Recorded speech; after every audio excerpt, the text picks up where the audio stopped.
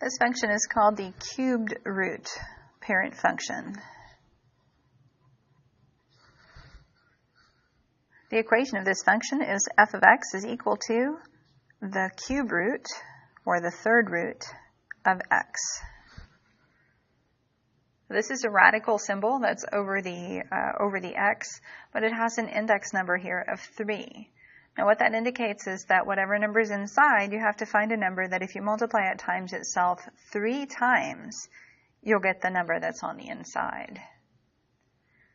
So when I choose values for x this time, I want to make sure that I'm choosing values that I can find a number where I can multiply it times itself 3 times to get that number that I'm putting on the inside. This time I can choose negatives because a negative number can be made by multiplying a negative number times itself 3 times.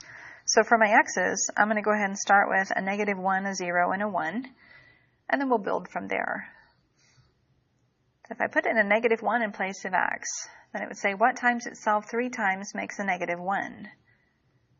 Well, a negative 1 times a negative 1 times a negative 1 would be negative 1. So my output would be a negative 1 on this one. For 0, if I put in a 0, say what times itself 3 times makes a 0? And that would be 0 times 0 times 0, so your output is also 0. If I put in 1, what times itself 3 times makes a 1? That would be a 1. Now let's see about building on this side. If I put in a 2, we'd say what times itself 3 times makes a 2? And now there is a number that will do that, but it's not going to be a nice whole number, a nice round number for us to use. So I don't think I want to use 2.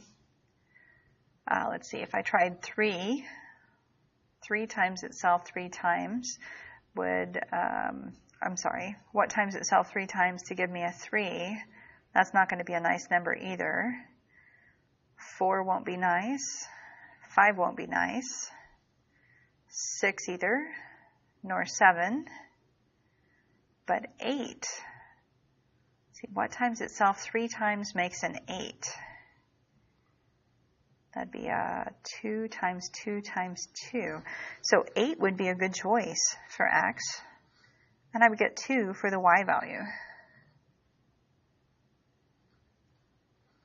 Okay, already on this side, my x's are getting very large, so it's going to be bigger than what I'm going to be able to fit on my graph anyway.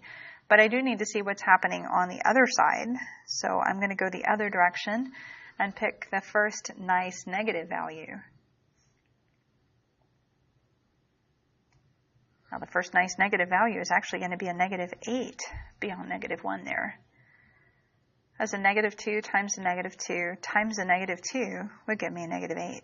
So our output would be negative 2 here. We'll go ahead and plot these points. So negative 1, 0, 0, 1, 1. And then 8, 2. So I'd have to go out 1, 2, 3, 4, 5, 6, 7, 8, and then up 2. And then this last one that I found, negative 8, 2. So I go 1, 2, 3, 4, 5, 6, 7, 8, and then down 2. Again, they fall off the graph, but they kind of give me an idea about what's happening. I'm going to connect the dots this direction, making sure that as I reach the edge of the graph, it looks like it's pointing at that spot that's just beyond the edge of where I was able to graph things. And same thing the other direction. We'll have it pointing toward that last point that I have there on the far side. All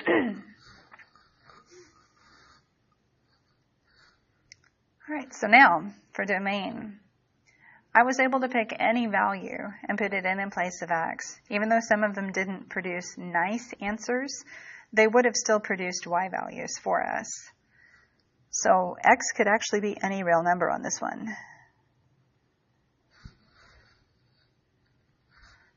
The y's that it returns.